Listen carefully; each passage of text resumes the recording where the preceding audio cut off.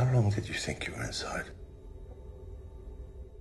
Annihilation is a film fueled by mystery. It follows the story of a former soldier turned cellular biologist and grieving widow, Lena, whose presumed dead husband, Kane, suddenly returns from a covert military operation with little to no memory of his experience, only for him and Lena to be taken by the military as a strange phenomenon known simply as the Shimmer. Slowly engulfs the southern coast and morphs everything within its boundary beyond comprehension. Looking to find a way to help her husband, Lena joins the latest expedition into the Shimmer and witnesses all of its strange oddities firsthand. It's a plot filled with all sorts of vagaries that admittedly had me scratching my head in confusion, but it hooked me nonetheless. There's just something about its dreamlike tone, its complex themes, and the way it twists the familiar into the unknown that stuck with me. And today, I want to talk about why this makes Annihilation so fun to watch. And yes, potential spoilers ahead, as well as a content warning for disturbing imagery.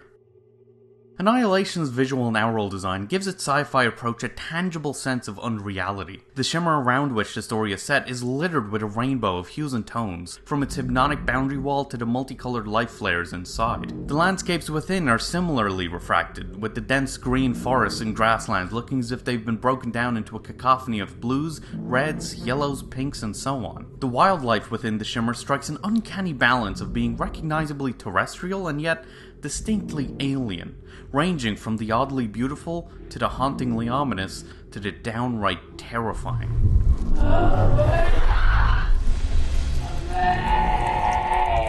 This is emphasized by the soundtrack and the cinematography, whose deep synths and surreal imagery respectively add to the dense atmosphere and help build a harrowing dread in the audience. The film's visual and aural designs blend together to give the film an almost dreamlike quality that toes the line between morbidly fascinating and nightmarish. And it's all in service of the existential focus of the film. Now, it's hard to talk about Annihilation's themes without completely spoiling it, and I do feel that this is one of those films that's best seen knowing as little as possible, so I'll do my best not to go into too much detail. Although, if you want, I could do a thematic analysis of the film later, but then again I feel like there's probably more than enough people who've done a better job of that than I could. But I'm getting off topic here. Annihilation's core themes can be hard to decipher, and there are many ways in which to interpret it, such as seeing it as an analogy for cancer, or addiction, or even infidelity. And I think the clever thing about the movie is that it's built to accommodate these varying interpretations under its broad yet specific thematic through line, which is life's inherent tendency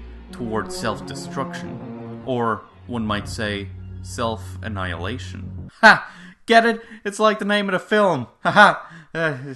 Anyway. Cancer is your body destroying itself, addiction is impulse destroying your body, and infidelity is impulse destroying your relationships. The film is keenly interested in exploring every facet of this idea, even using it to comment on the nature of humanity, our aversion toward the unknown and change, and even the nature of alien life, whether or not they would comprehend concepts such as destruction, if they would view it the same way we do, and so much more. Like I said, it's hard to describe without explicitly spoiling the film, but to say simply, it manages to touch on a wide variety of subjects whilst exploring existential ideas in such a way that keeps you on the edge of your seat and leaves you to wonder about, well, life. That being said, it does have its problems.